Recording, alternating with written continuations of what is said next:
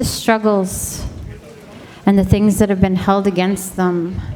And, we've seen addictions, and we've seen families climb out of meth addiction, climb out of poverty, and do their very, very best to overcome obstacles.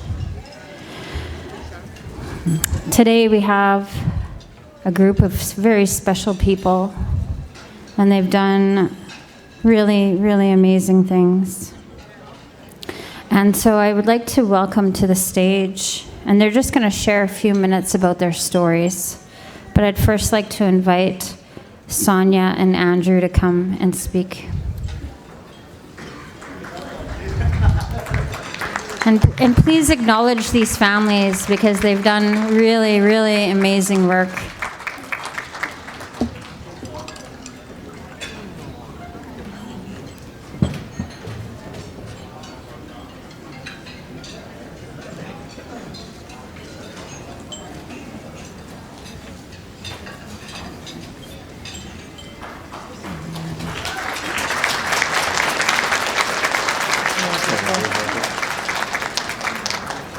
Hi, I'm Andrew Bushy, and this is Sonia Huntinghawk, and this is Shayla.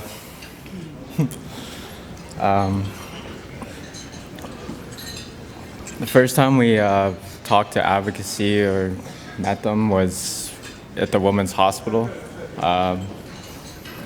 We were there because Sonia was going into labor, and Shayla was ready to come out and meet the world, and we had CFS show up at the hospital and threatened to take her away because of the history that we had in the past.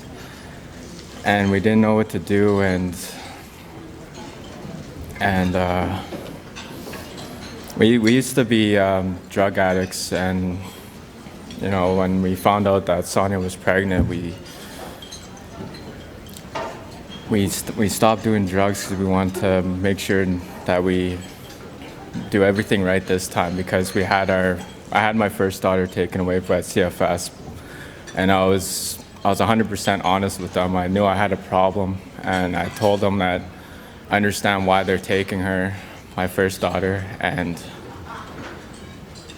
I went through some programs for CFS to get her back, but there was just so much stress that they were putting on us, bringing our past into every conversation we had, telling us that, that we're not good parents, and that broke us down. But when we knew Shayla was coming, we wanted to do everything right, so we had everything we needed, and we had a good home. And when CFS came and told us that they were going to take her, they didn't give us a reason. They just told her that we're here to apprehend her. That morning, actually, they came the day after I had her, 7:30 in the morning, before anybody ever started work, and came into the my hospital room and said that, I said, "What are you doing here?" He looked at me and said, "We're apprehending her." I said, "No, you're not." And he's like, "Well, why didn't you tell me you were pregnant?" I said, "Because exactly this is why. I knew you were going to come and knew you were going to try and take her, and I didn't want that." So the whole time that I was pregnant, I got us a 2-bedroom place. I got us into program. I got us enrolled in school. So, and he's like, "Okay, well," okay, and then I said, "So there's no reason for you to be taking her." I said, "You guys can do blood tests, you can do whatever you want, but we've done everything. We have everything that we need for her, and you guys can't take her." You're like, "Well, it's not our choice on what happens. It's our supervisors." I said, "Okay, go ahead." And he's like, "I'm going to be coming back, and when I do, it's coming back for her." And I said, "Okay, whatever." So after he left, I called First Nations people, and I told them what my story was, and they were down there within like 20 minutes. And then CFS came back. They had a whole meeting, then they kept throwing our past in our face, like Andrew said. I made a video on Facebook because, like, I knew what they were gonna do. They were gonna throw everything that was 4 years ago in our faces. They didn't bring up anything that we've been doing in the meantime to make ourselves better. And that's basically what they do with us. Like, in the video I made that went on Facebook, I mentioned all the how would I say that, Charles? Like, they made like a bunch of obstacles for us to get past, and they make it really hard for us. And they throw our past against in our faces. Like, they kept throwing my drug addiction in my face, not understanding what I went through, the programs I've done, the recovery I've done for myself to better myself, and for Sonia too. And instead, all they saw was that we're both drug addicts and that we're both not good parents, and that, you know, we can't look after our daughter. And when advocacy came at the hospital, when CFS came for a meeting to apprehend her, it felt good to have people at our back, at our corners, you know, like fighting for us instead of us doing it alone, because we never could have. They were trying to throw our past in our faces again at the hospital and try to break us down, and that's what they do to people like us. They break us down, they keep us down, and they expect us to crawl out of there and become perfect parents, to become perfect people after they tear us down and break us down and throw us back into the same areas that we've been to, where we fall down and we end up back into drugs, back into drinking. We end up doing bad things because we give up hope in ourselves, and we believe what people say about us. Like, they tell us we're not good. They tell us we're going to be nothing but drug addicts for the rest of our lives. And then we start believing them. And then we slowly start believing that, because there's no one else at our corners giving us hope, saying, no, you know what, you guys can do it. You guys can make it. And when we had meetings with children advocacy, they had these programs that we attended all the time, and they were great. Like, they connected us with other people in our situation, and it felt good. Like, we didn't feel alone anymore. And now today we're both finishing our schooling again. We're both in school, and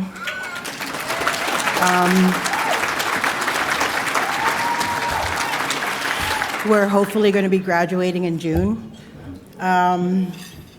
Shayla has no open case file with CFS whatsoever.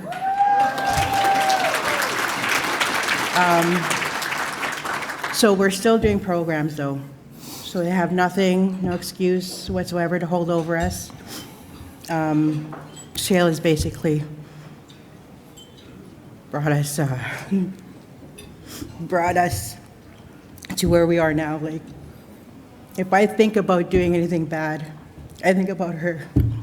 I think about not being able to hold her or not being able to have her if they do decide to take her away from us.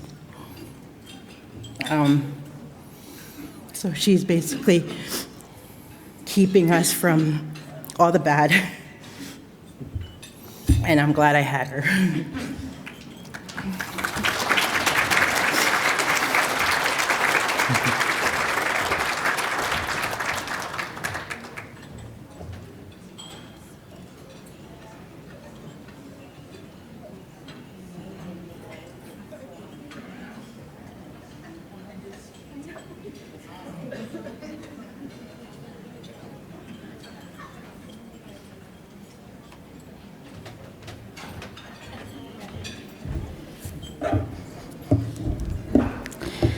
One of the most devastating things that happens in our office is when these new babies are taken from the hospital. It still happens, but we have moments like Sonia and Andrew's story, where in amidst all of the bad things, you see these moments where, you know, there's miracles happening and good work being done by our families. Next, I would like to invite Crystal Bird to come and share with you for a moment.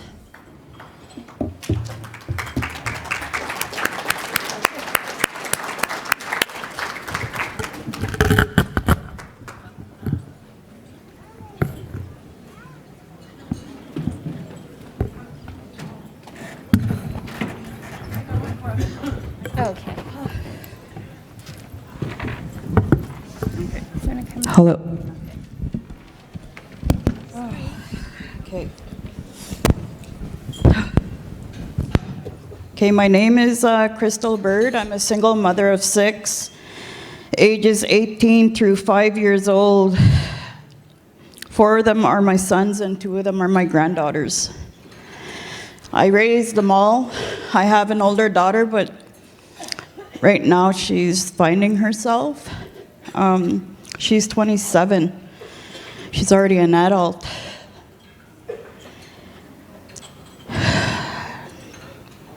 My granddaughters got taken away from me because I was on a drug called Dilantin. It messes with, supposed to be for seizures. And it helped, I guess, helped me have a nervous breakdown because that was one of the side effects. And after I got cleared from it, and by this time, the Dilantin caused me to have a breakdown, and CFS apprehended my granddaughters. They didn't apprehend my sons, they just took my granddaughters. And at the time, I was wondering what was going on because my brain was slowly getting poisoned. But it still didn't leave me to stop living because I knew I had my children to live for, especially my sons, and I knew I was going to have a fight for my granddaughters, and I wasn't afraid of it because I have a lot of determination, my will is strong, and I'm not afraid. So they took my granddaughters away.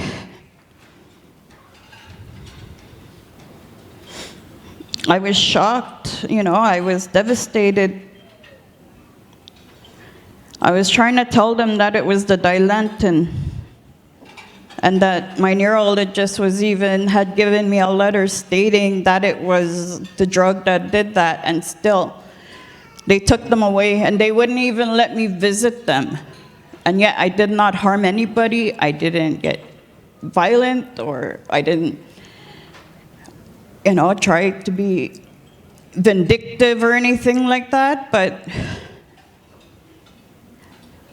my fight started right after my granddaughters. I knew that our family wasn't whole because this is what I taught my children, is to be whole and one. I gave up a lot for my kids. I gave up a lot, and I've been raising them on my own for 11 years. Just because I'm in a wheelchair, I used to tell them, I'm not like, any different from any other mom. And they always said, hey, Mom, you might go faster than everybody, but that's okay,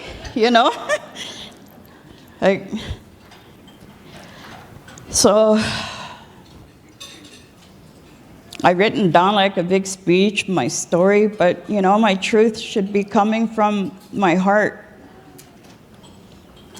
So I knew I had a big fight against me already, and I knew I was ready. So after my granddaughters got taken away, especially after when they took my visiting rights away, because the last visit I had with them, they wanted to come home. And it broke my heart because I told them, my girls, I can't bring you home. If I could, I'm going to, and I'll prove it. I said to myself, I'm going to do this because I know in my heart, any mother, father, I guess, but I'm a single mom, so I only know what a mother would do, and that is to fight for the ones you love the most, especially a grandmother. And that gave me more strength, knowing this. You know, a lot happened to me when I was up in my community. A lot. You know, the family that was taking care of my granddaughters was the largest one there. And they did every little dirty trick that they can do so that I couldn't see my granddaughters. They went as far as taking my health services away. For 8 months, they took it away from me. And that director was the foster parents' auntie. They took it away because of that and tried to say that I was trying to kill the foster parents' mom, but it was in the middle of winter. She lived a mile away. I don't know how I could have plowed through the snow to go and do this. But you know what? When the cops came to my door, I told them my truth, and then next thing you know, when I was trying to get a ride to on the van, the medical van, that's when I was informed my services were taken. I didn't get no written writing, no verbal, nothing. And still, they wouldn't reinstate me with my services. So finally, I kept coming back and forth to Winnipeg, and each time I came back to Winnipeg, and at the time I wasn't living out here, I thought to myself, you know what, if I can't go above, you know, I tried even like the main offices, the head offices of CFSs to try help me out, you know, but something was telling me, okay, you have to go further above. So what I did, I would wait outside and stalk Arlen Dumas. No, but really, I would wait for him outside. I tried even getting an appointment, but you know what? Despite all that, one day my daughter came home. It was in the summer. I remember that so clearly, and I just happened to have an appointment with a lawyer that time. And you know, it seemed like everything just happened to fall into place, is because my daughter went to the Family Advocates First Nations orientation, because I went to one in May, and you know, I was still trying to meet with them too, but I was still trying to figure out how am I gonna win my granddaughters back. So we came to the appointment, my daughter went to the orientation, and I went to see the lawyer. And by this time, I was already planning to wheel from my community to Black River. I mean, my community and to Winnipeg. Okay, I was so very angry, but I turned that anger around because I knew I had to fight. I knew I had that will. So finally, we missed each other on the street, me and my daughter. And then from there, I already had my papers for my protest. I had papers from my lawyer. And just as I was going upstairs to go see if she was ready, she wasn't there, so I decided to go down. And lo and behold, who do I see? I seen Arlen Dumas.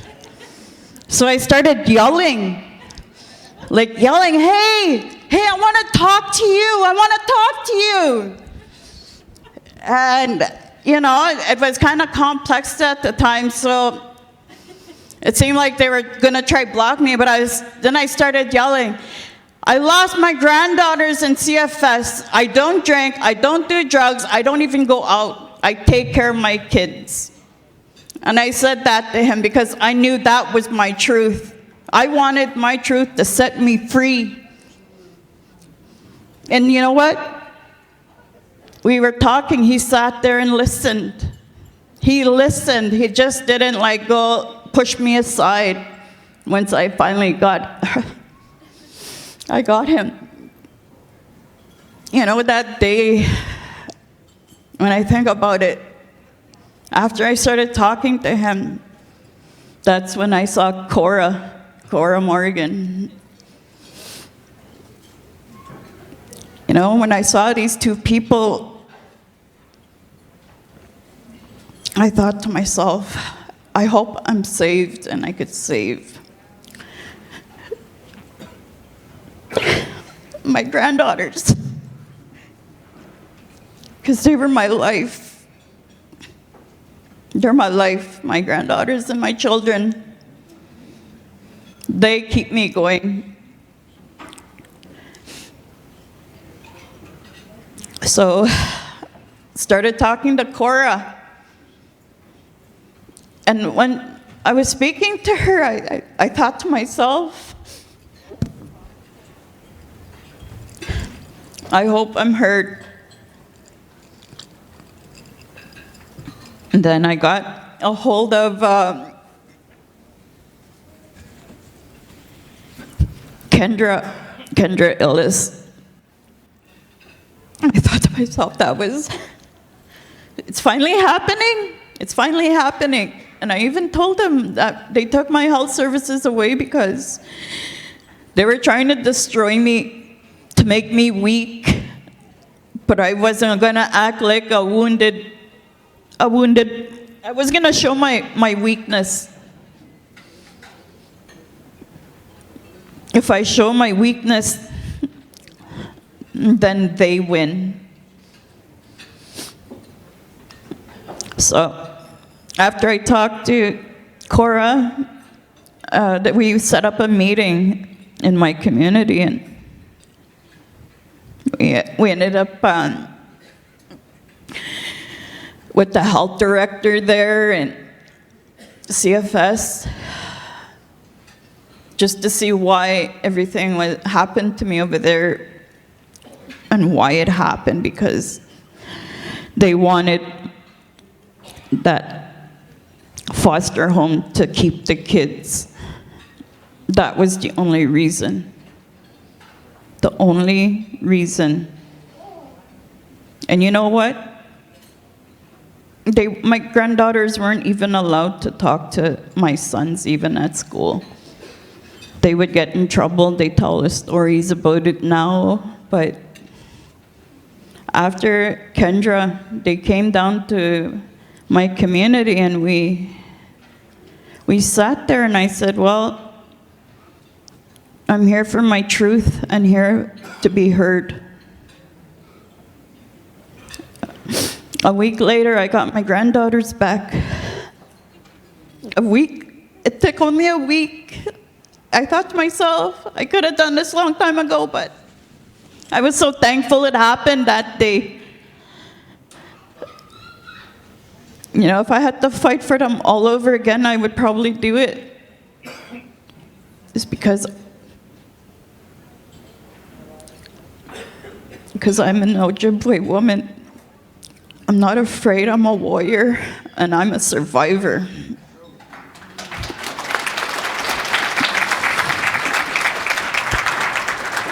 My story doesn't end there, though.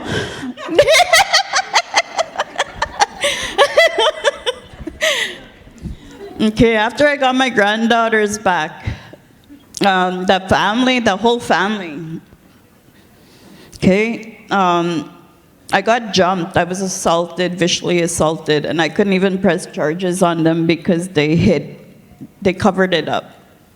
I could not fight that fight. And while they were beating me, all I could hear is, why did you take them? Why did you take them? And I kept saying, they're mine, they're my granddaughters, they're my kids.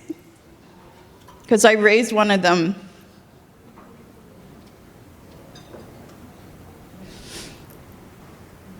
So finally, I had one person's phone number left, and that was Kendra. And I told her what was happening. And then she said, well, if you can get to Winnipeg, come to Winnipeg. And I told her I will.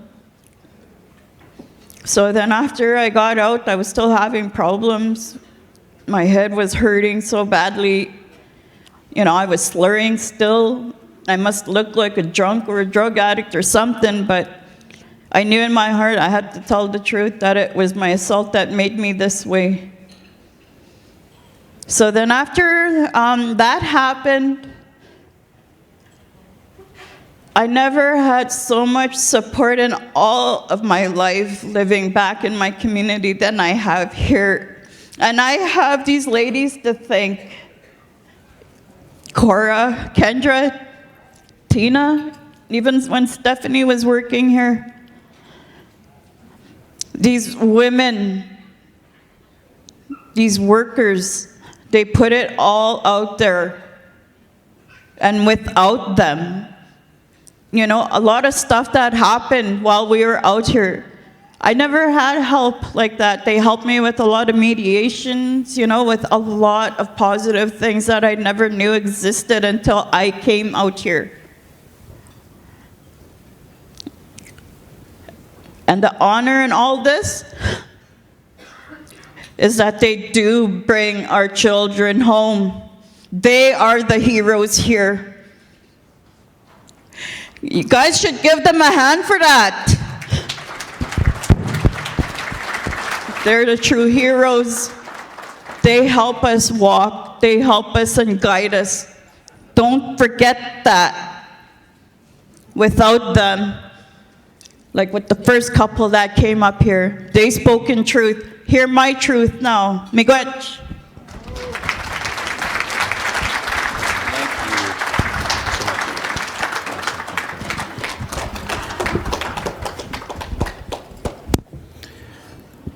I wish that we could sit and listen some more to her story and all their stories.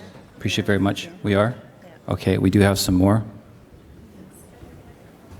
We invited families here, and I know that we're going to put the agenda off a little bit, but they made it here, and they have important stories to be told, so please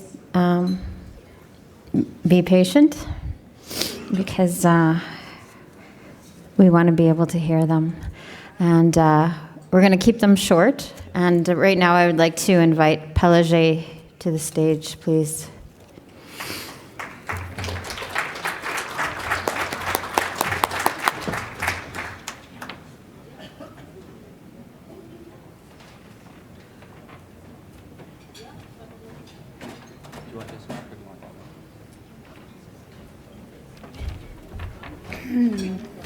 Dance. I'm Pelage Thomas.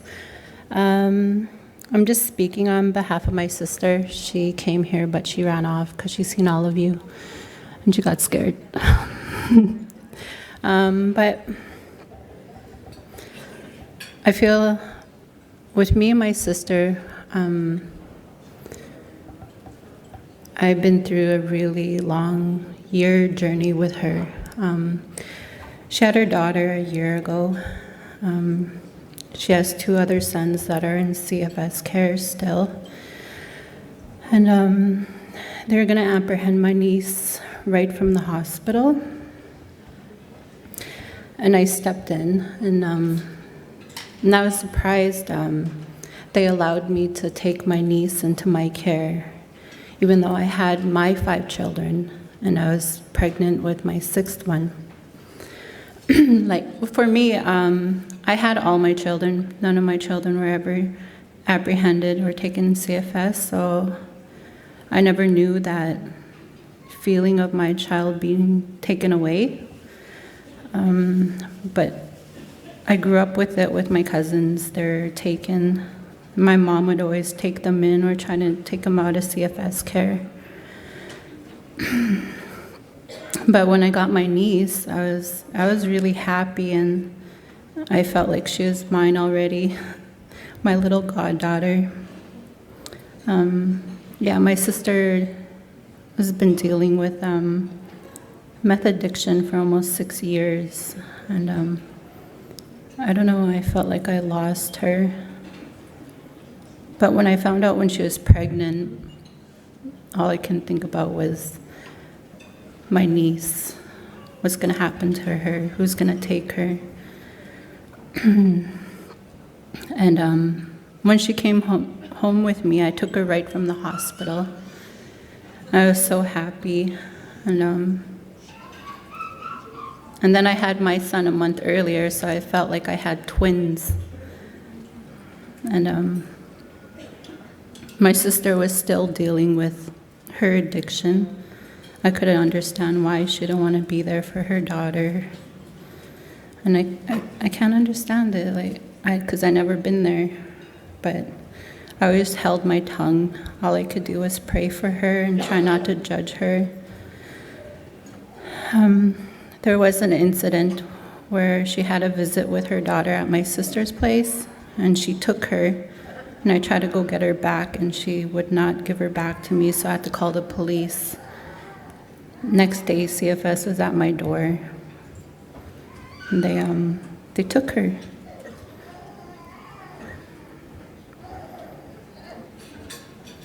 I don't know. I never felt a heartbreak like that before. Like with our families, we try to help them the best we can and be there for our nieces and nephews and what we deal with for them, and try not to have all that anger or resentment, and you just try to be there for them and for the child.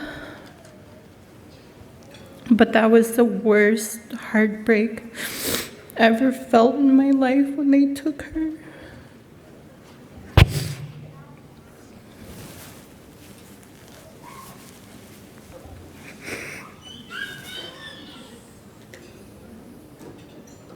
And I felt so lost. My kids kept asking for her. Thank you. And I was so mad at my sister, but also wanted to be there for her. And I didn't know where to go to get help. And then this is the first place I came to, is First Nations advocacy. The moment I went there, the first day I went there, I just felt hope. I felt comfort. First day I went there, I never left since then. I'm always there. I go to all their programs. I got my sister to come with me to Red Road to Healing, traditional parenting. As soon as I seen Cheryl, I felt like she was my hope. Like she gave me comfort, because I felt so lost when she got taken. I couldn't stop crying for 2 months uncontrollably, because I think every single one of my cousins, my niece and nephews, had a horrible experience in the CFS system. And I didn't want her to go through that.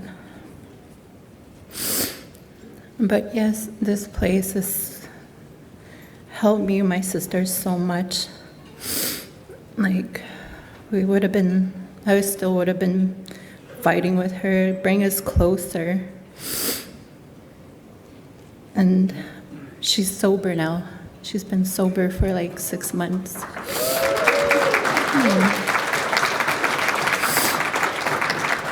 I never thought I would see the day. But it's amazing. And thank God, Lena, my niece, she's going to be back home Friday. She's coming home.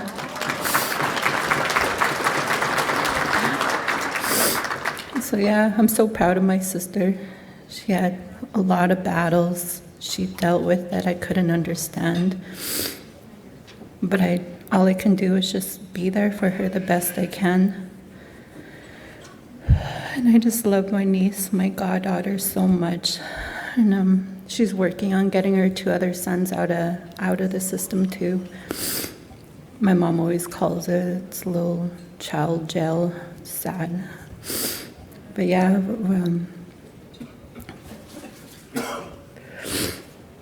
I'm really grateful for this place and every worker that works there. They've been so helpful for me and my family. And I'm just, thank God.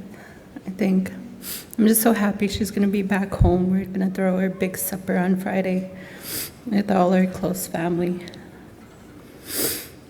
Thank you for listening. I knew I was going to cry.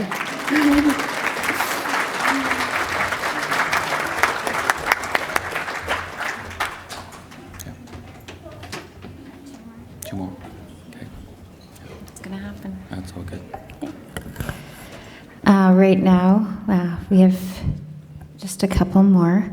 I want to welcome Shirlise Monkman.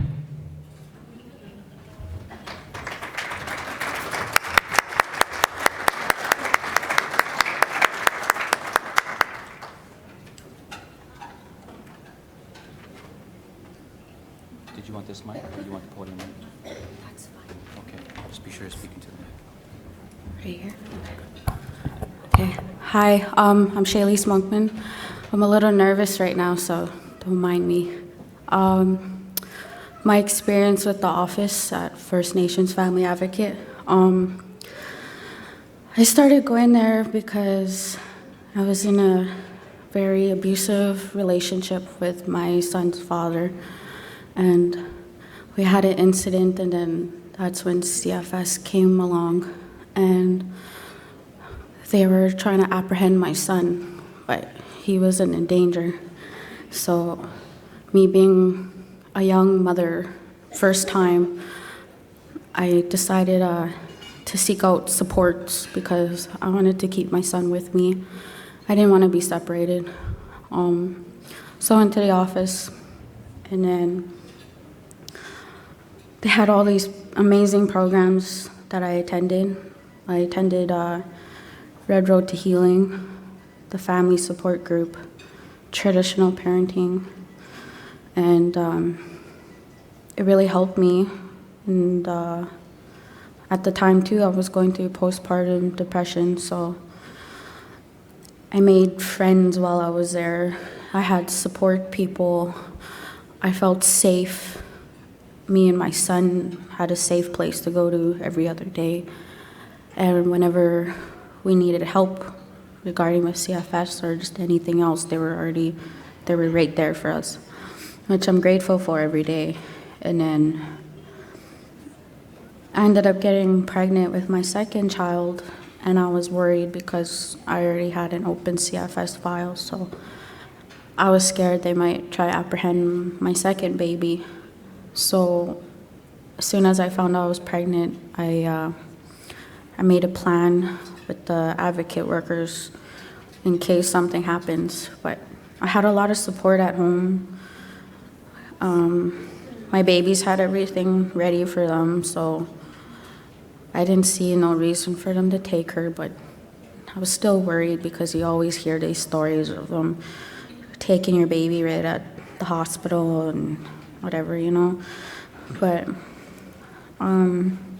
so I kept going to programs for a year, and then they helped me close my file, which was good because I didn't need it open. Me and my son were fine.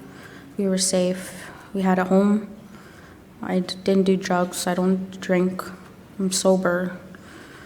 And then I had my baby, my little girl, and then they said the worker was gonna come, and I got scared, so I called one of the advocate workers from the office, and I asked her if she can come because I didn't want to leave without my baby.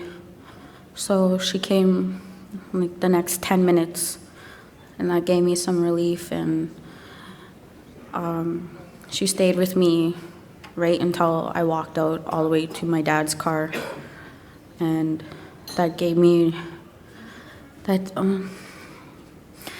some relief, yeah, because I'm a good mother and I did what I had to do, and I did all the programs. I still going back even though I have no file open because it's something to do, and it doesn't give them an excuse to say I'm an unfit mother or anything. And I think if it wasn't for this office and their wonderful workers, I don't think I would have my kids right now. So I try, I have friends that are dealing with CFS, and I always refer them to the office because they help me so much, and my kids. So I try to get my friends help too, so they don't get separated. And yeah, I'm grateful. I think that's all I have to say for now. Thank you.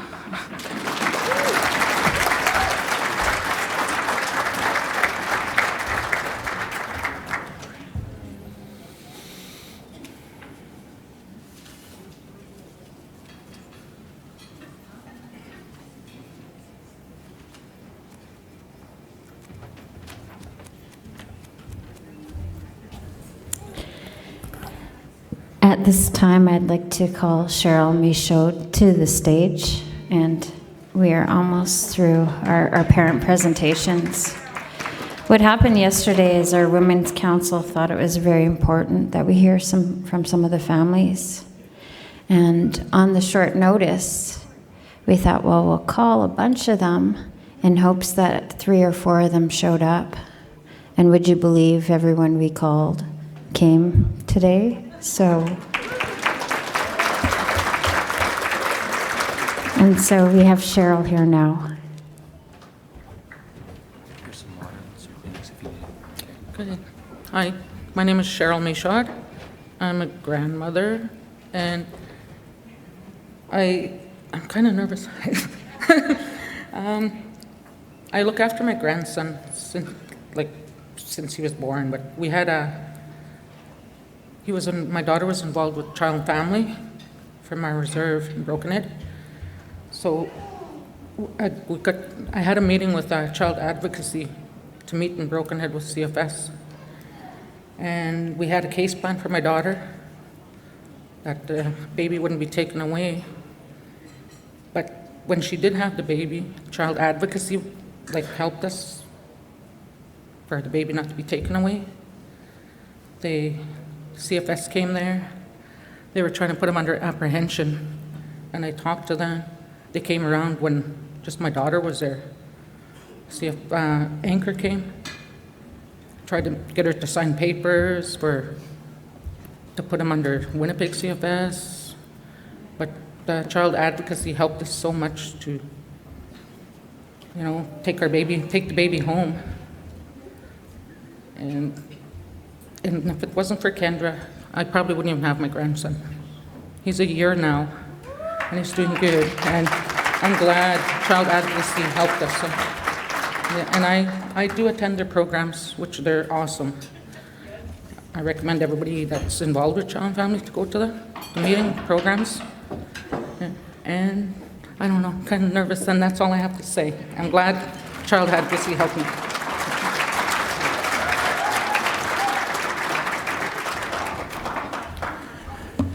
Okay, so we got another one. All right, buckle in. Quit trying to shut me out here. We have our final speaker. He asked to go last. His name is Chris Patrick, and he's one of our longtime clients. And, in the work that we do, we always try to do fundraising for our families. So I know all of you have probably seen those t-shirts that we have for sale. But that's one of our fundraising initiatives of the office. And when there's an event and an opportunity to sell t-shirts, we hire some of our parents to come in and make those t-shirts. So that way they have a little bit of extra spending money. And then when we sell those t-shirts, the proceeds go towards Christmas for our families. And Chris, who's going to be joining us right now, he's one of those people who makes our t-shirts. But he also has been here helping with the conference. We've hired him to help us load everything up and do a lot of the work that made everything possible here. So he came all weekend. He came on Sunday, his little daughter Natalie came and she helped, and she was carrying boxes and pushing carts and just wanting to be helpful. And you know, I never was a believer in social media, but to do this job, I felt that I had to, because a lot of times our family, it was the only way to reach out. But I take a lot of comfort in our family's stories because I see them on Facebook. And so Chris probably doesn't know it, but, you know, I pay attention. And he takes his daughter everywhere, and I see their adventures all the time. And today, she's wearing a little ribbon skirt, and her dad made that for her at our office.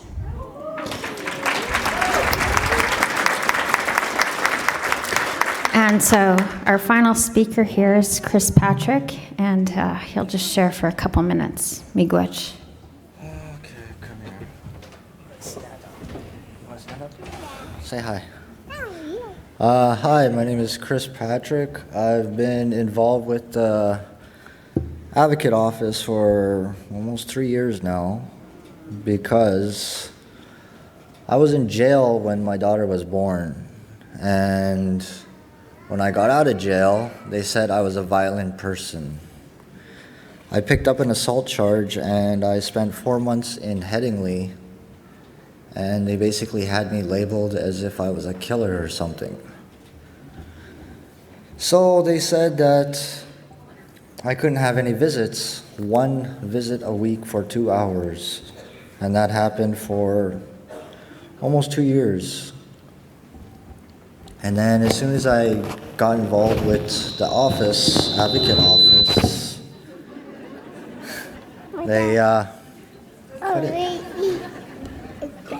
we got yelled at by the supervisor of the CFS office, me and my worker, and, well, they're not supposed to act like that anyways.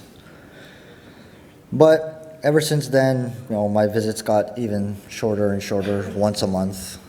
And then I had to fight to get my second visit.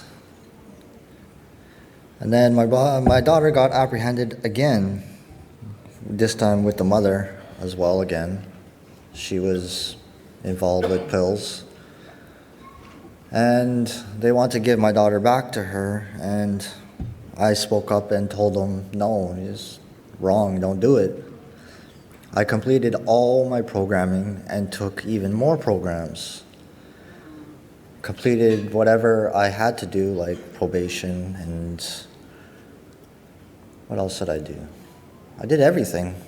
I got my own house, you know, I got my own, I'm a full-time construction worker right now still too.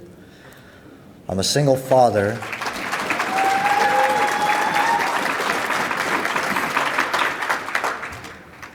Yeah, I'm a single father with full custody of my daughter, with my own place, and my CFS file is closed. And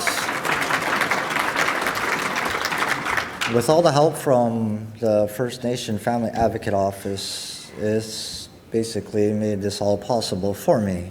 And I continue going there like maybe once, twice, 3 times a week, just drop in just to get help with, you know, resources, because I'm a single father and there needs to be more resources out there for, you know, single fathers. So they help me out with a lot, and they continue to help me, and I continue to move forward with everything. So, all in all, the agency, First Nation Family Advocate, they help out with everything, and they make everything possible, like what they did with me today. And, you know, I'm never going to give my daughter up. That's it. Thank you. Say thanks. Say thank you. Say hi.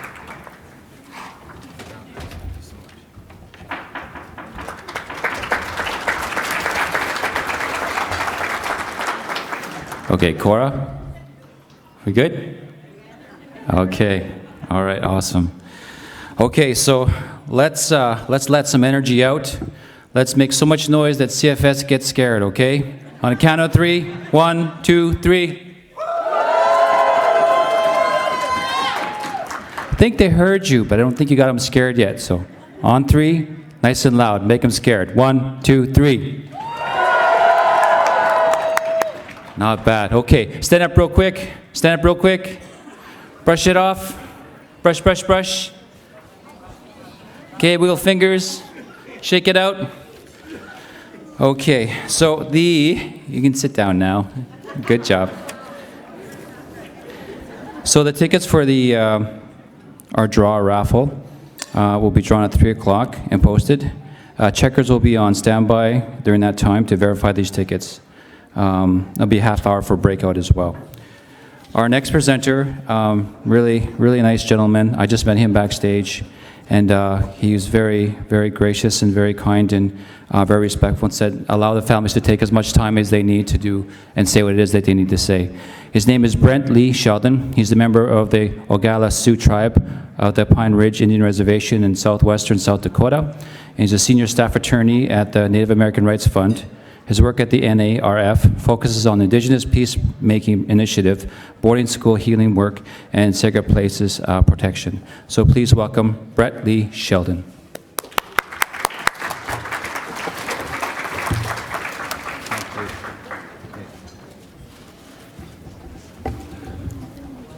That was really worth it, hearing from the families. How about one more round for all the families? All the parents really trying hard.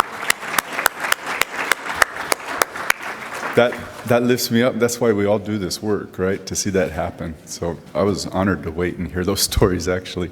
I'm looking for, here's the PowerPoint deal. First I want to say, Hami takiepi, chante washte na pechu azaplo na ampetukin le yushki an wahilo. So in Lakota, I called you all by my relatives and said that I offered you a warm heart handshake and said that I'm happy to be here today. And I really do appreciate the invitation. And hopefully what I have to share will help with what you're doing.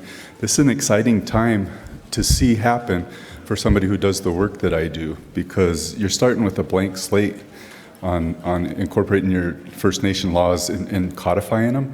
So I'm glad to be able to talk today about what we did on my home reserve and how we did that. But you're starting with a blank slate, and we started with some federally provided laws, codes they dated at about the 1940s overall. We had to throw that off, and I was also talking to Kayla about this. We had to also deal with the people who had been programmed to live under those laws for that long, and bring back our way of doing stuff in codification as well. And that was tough too. In 1940s, I mean, think about how draconian it was back then. And so the laws that were, in existence on our reservation were pretty backwards, I guess, from our standpoint.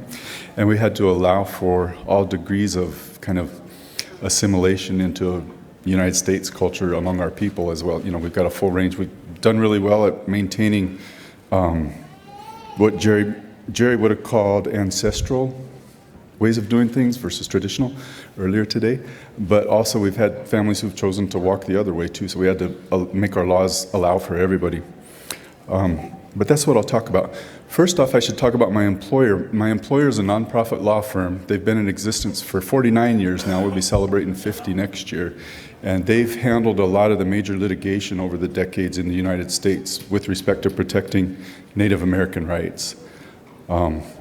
There's the 5 priorities that they operate under. So in 1970, the All-Native Board decided that these should be the things that the Native American Rights Fund would defend. And I left some little brochures out at the registration desk in case you're interested more. They have a nice web page as well. And I also left a few copies of this legal review. In the states, we have the Indian Child Welfare Act, which basically says that if a Native child comes up for adoption within the state courts, then the judges have to notify the tribes and the family and the Indian family. And so, that's kind of a model, I guess, in a way, or something similar to the Bringing Our Children Home Act So it's something you may want to look at. There's been some really aggressive attacks over the last 5 to 10 years in the courts in the states. And talks about some of the efforts to defend that law in court. And so it might be worth checking out. I thought I would bring it in case somebody's interested. When we're talking about child welfare, we're really talking about making things best for the kids. And it's easy to find support for things and information that's already proven in science and social science about what's good. So I listed here some factors that have been found in studies, so it's published, you can use it in court and so on, you can use it in legislative history, backing up legislation that you're advocating for. These sorts of things in a child's life give a child resiliency. There's all sorts of studies like this, but you see, a lot of this should look really familiar if you're rooted in your tribal culture. If a child knows that if my mother and or father loved me, or if they know that others helped my parents or other family members cared about me, and so on, any of these things that a child could say is true of their life, that child's going to be better off, and they're going to be more able to handle adversity, more able to handle the bad stuff that happens to all humans from time to time as we grow up. Also, similar factors for healing for everybody, this is children and adults. The more of these things we have in our lives, the better off we are, the more able we are to handle adversity. Looks pretty familiar, a lot of that, as you think with your tribal eyes, right? And in fact, if you can connect with your spiritual and cultural practices, you do better off, you're better off. So studies show that going into a sweat lodge has the same effect as a yoga practice or meditation. In tribal cultures, we have reconnection of relationships as we revive that, using kinship terms to address one another, hugging one another, utilizing our language. All of those things have actually been proven, so we can use it to be beneficial for kids and for adults. And this is all about a matter of worldview. I heard Derek Nepanak really eloquently describe this yesterday. Essentially, we have, on the one hand, rights which are granted by a sovereign and held against others. It's a very hierarchical system. It's basically about where do I stand within that system and what am I entitled to and what does somebody else have over me. That's the legal system that we're dealt with. That's kind of our shared heritage in the United States and Canada. But also, on the other side, we have our tribal way of doing things. It's called natural law a lot of times. It's really all about relationships and learning those relationships. It's about respect. It's about reciprocity. You think more in terms of we than you do in terms of I, from that standpoint. And so we're really dealing with a system that's from a foreign worldview and trying to make room for our own worldviews to operate more fully or more healthily. So that's what we were faced with when we enacted this law, when we wrote this law. This law came to pass because of the hard efforts over about a 3-year period of a panel of elders from our people who had a lot of patience. I got to participate because I was an attorney. I was good at writing, so I could write the legal stuff that we needed. We had a special challenge of we had to include certain stuff in order to continue to receive federal funding for our child welfare programs. So we had to have things that were pretty objectionable from a cultural standpoint, like we had to have a provision for termination of parental rights. Well, our elders hated that idea, right? That's counter, that could never even happen. So we had to, it took about 6 months for us to talk through how could we do that still. And what we ended up with was we had all the stuff that we needed to have the federal examiners check the proper boxes so we'd be able to continue to get our funding to support our families, basically. But we also created room for cultural recovery within this. Now, I want to point out, you can see the worldview difference right here. These Lakota words, Wakainja na Tiwahi Tawope. Wakainja is children, Na is and. Tiwahi is a nuclear family. They live together in the household, so it's a household family. Tawope can get translated into English as their laws. So this is the laws for the children and the families. But Wope is actually a character in our creation stories as well. And Wope is basically feminine beauty personified in that character. So this is really what makes a beautiful life for children and nuclear families. So there you have the worldview difference going on. This isn't a command forward. This is more of a beauty. How do we move forward? It's an inducement for how to make healthy children and families. I pulled from the table of contents because we had these two purposes, meeting the federal requirements so we could get our funding, plus bringing in our tribal ways of doing things. And also our elders wanted us to lay out our tribal ways really clearly in English so that those members of our communities who had lost their way, maybe lost their language and a good deep understanding of Lakota language, non-Lakota first speakers, English first speakers. So it's a really long code, and we laid out a lot of details. I pulled from the table of contents some relevant pieces that I thought might be interesting to learn about, and I'll make this whole presentation available to you guys. I'll give it to the FNFAO, so they'll put it on their website, but I'll also have business cards. Come and get me, and I'll be glad to email you if you email me and ask for it. There's a lot of text on the slides that follow. That's usually bad PowerPoint form, but I thought I need to show it to you, so that's the best I could do. If you look in here, though, section 401, the first one there, 401.5, we say Oyate Tawope, that's the people's laws, again, if you want to put it in English. We set out traditional laws that are going to govern decisions affecting children. We set those as a priority. It's going to be our traditional laws that go first. I'll show you that language in a little bit. Also in our definition section, we had Lakota kinship defined. Then we also had Lakota definitions, which were some concepts that the elders thought it was important that we put in the code for people to understand in English, so we defined them in English. And then Washichu Toaboiwanke is the white people's laws, or the white people's definition. So it's the stuff that we had to have in the code. It's some of the stuff we had to have in there. You have to define parental rights, you have to define certain hearings and so on. So that's a box checking sort of a section there, and it helps functionally too. But anyway, different types of definitions, really important, and we set it out that way. And then, really importantly, when we start talking about children's and families' rights, notice that we're not talking about parental rights at all. That's the groundwork of this code, is it's reframing it. We have Wakainja Ta Woashake. There again, Wakainja is children, Ta is theirs, and Woashake is the state, the thing that makes them strong or gives them the state of strength. So instead of really children's laws, it's really these things make the children strong. So it's what we owe to the children. And similarly, Tuahe na Tioshpai Ta Woashake 403.2, that's the nuclear family, Tuahe. Na Tioshpai is extended family. Their thing that makes them strong. So what do we have in these rules that makes nuclear families and extended families stronger with respect to children? And then finally in section 405, we had the traditional resolution of child and family issues. We explain it a little bit there, and we say that we have a legal preference for traditional resolution, and then we go on to describe it. So that's kind of laying the groundwork of some things that we put into this code that were helpful, and it's showing you how we started it out to make it a priority. And you can see the worldview differences going on. Now here are some of the traditional children's rights. The things that make children strong. And this is from our elders. They thought these were the most important things. A child has a right to a mother, a father. That means to have a relationship with them, right? To have somebody in that role with those children. They have a right to identify with the traditional way of life. They have a right to learn and speak their language, a bigger family and a small family, a nuclear family. They have a right to know all of their relatives. So this is laying it out. This is what everybody has a responsibility. Remember the 3 R's in the worldview difference chart. We have a responsibility to provide these for children, and our systems should pursue this, is what we decided. Here's another piece that I thought was maybe interesting.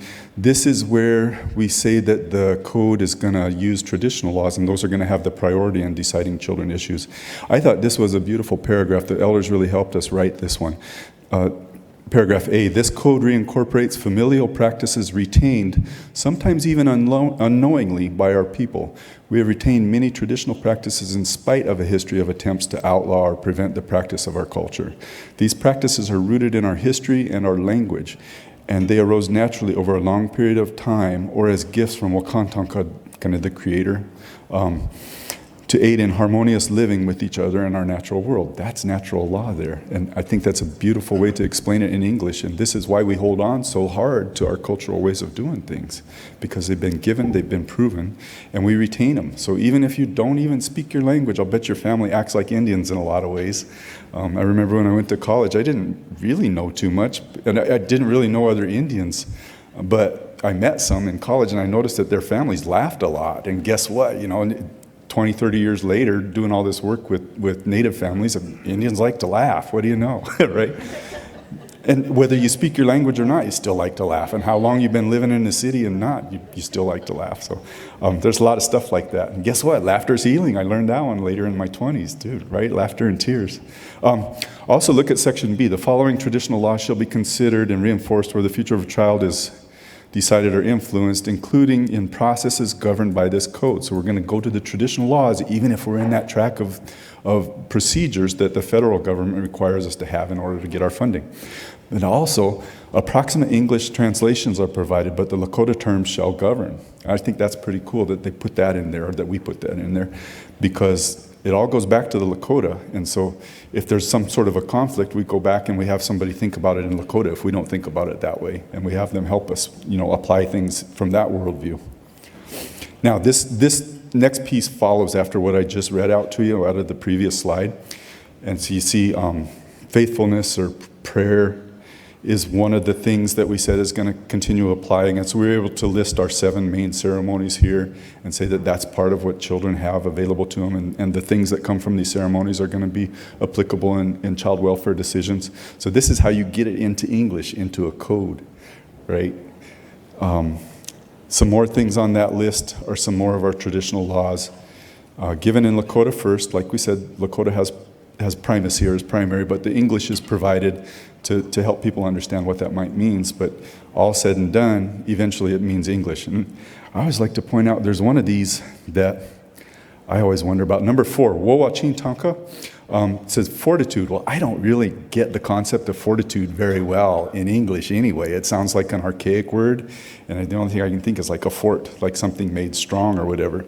But if you pick it apart, Wowachin Tonka, to me, it's more like persistence. It's something like, if you take the pieces apart, it's something like the state of wanting something really bad. In other words, that's your drive. That's what gives you persistence. And so I see how they got fortitude maybe in the 40s or something when somebody made a list. But to me, that's more like persistence. And so having that Lakota primacy gives clarity around a concept, because it may be that the English doesn't translate as well for everybody. Okay? Another thing that I think, I added this in because I thought this might be really important to you guys as you move forward. Subject matter and personal jurisdiction is in 404.2. This is actually personal jurisdiction. I pulled just that part, and that's what's quoted below. We went for jurisdiction over everybody that we could think we might plausibly be able to make a case over. And so certain of these are easy, and we listed each one with specificity so that we could pull it out if it looked like we would have a legal challenge in the courts that was going to sacrifice jurisdiction for all of the nations within the United States. If we have one bad precedent, then everybody suffers, and we wanted to leave ourselves the option to pull something out in case it got challenged, basically. But we did reach as far as we could, feasibly reach. So we let tribal, or what would you say, band members, we have jurisdiction over them, especially even if they live outside of the reservation, which we generally would have. And I think that that's probably an essential way to take care of your children, is to assert jurisdiction over them wherever they live, or the right to have a say in their lives.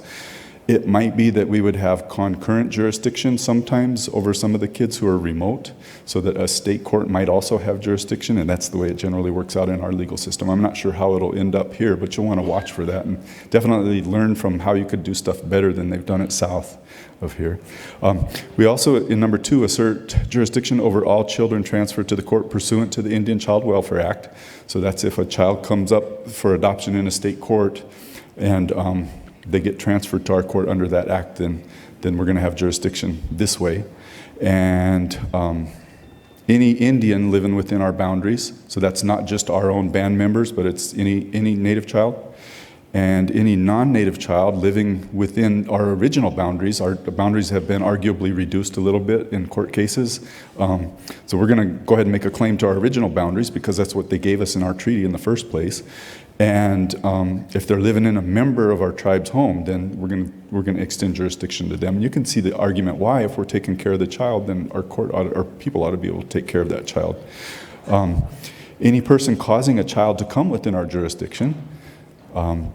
So that gives us jurisdiction over an adult who may be concerned to a child. And then any unborn child in need of protection or services, and the expectant mother of such unborn child. So that we have some drug problems on the reserve, and so that gives us a way to intervene if it looks like a mother might be endangering an unborn child that she's carrying. And then similarly, number 7, an Indian male coming under the provisions of section 406.24. That's the unborn child at risk section. So we put a responsibility on the father as well to try to intervene for the child, or try to help the mother basically stop doing what's endangering the child, because it's his child as well. And then non-members who have basically come under our jurisdiction in any other way, like being on our reserve and conducting business with us or whatever. So catching jurisdiction is pretty critical, and this is a way that we approached it, working within the framework of the United States federal system. Here again, the clean slate is pretty exciting to me to see. I know it's probably nerve-wracking to have to go through all of this and thinking about jurisdiction. And I'm looking forward to the discussion towards the end of the day, if it happens, about jurisdiction, about asserting jurisdiction. But man, you can go for a lot. So eager to see how it all works out. And I'm so excited to be making relationships up this way so that I can help any way I can, and so that I can watch as it all goes on. That's it. I want to say Wopila. Thank you is how that one gets translated. A lot of times it really means there's a state of honoring. You've listened to me for this time and sat quietly, and I appreciate it. I'm honored to even be able to be here and humbled by it, so I appreciate it. The Indigenous Peacemaking Initiative is what brought me up to Winnipeg for the first time about a month ago. That's a lot of the work I normally do. We have a website, peacemaking.narf.org, where we talk about that stuff, but this was just a leftover slide with contact information that I put on the end. I wanted to leave it open for a few minutes for discussion and questions. I'll let our MCs have kind of the time responsibility on that, but I'm open and available. I'm also open and available. I'll be here the rest of the day too, so if anybody wants to talk, please come up. That's why I'm here. All right, thank you. And any questions or comments? There's mics, I see them in the audience.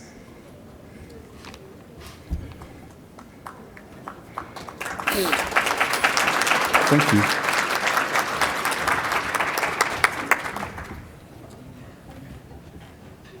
You're a shy bunch. We're good. He says you're a shy bunch. Is that what it is? It's also after lunch, and I'm talking about code, and I'm putting up these slides of this 10-point font. But anything you want to talk about? Yeah, I'm available too. I think the important thing is making relationships, and I'm available. FNFAO will know how to reach me. I'll give them any information that I can provide to them. So that's it, and I appreciate your time again.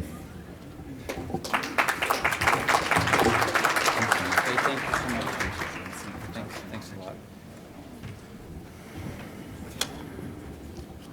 Let's give Blake, Brent, Lee Sheldon another round of applause, please.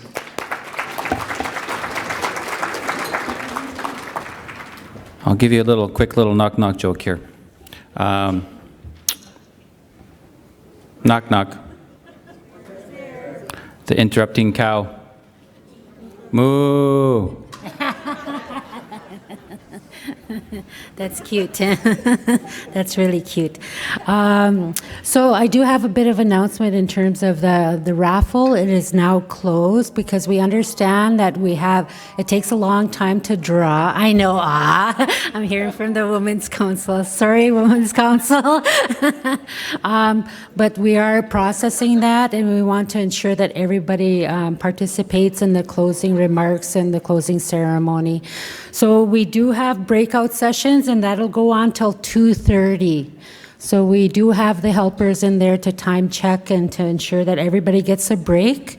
And thank you again so much for the speakers for this afternoon. Thank you so much. So if you can attend your respective breakout groups. We have breakout session, family reunification and assistant advocates 4A. How do we get there? 4B, that's with Marianne Clark. Eagle Urban Transition Center Youth Program in 5 West. Jordan's Principal in number 6, 6 West, I'm sorry. Jordan's Principal in 6 with Jaron Hart. So please go out to your breakout groups, and you will have a break after that. So it's for half an hour, or at least till 2:30. Miigwech. They're doing it. Okay.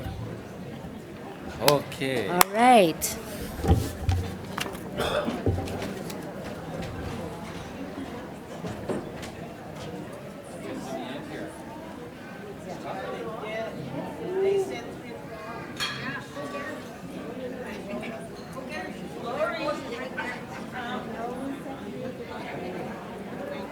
Well, they should have announced that at lunchtime, so that's not fair. We need to go back there. Oh, well, they told me to tell you, and they said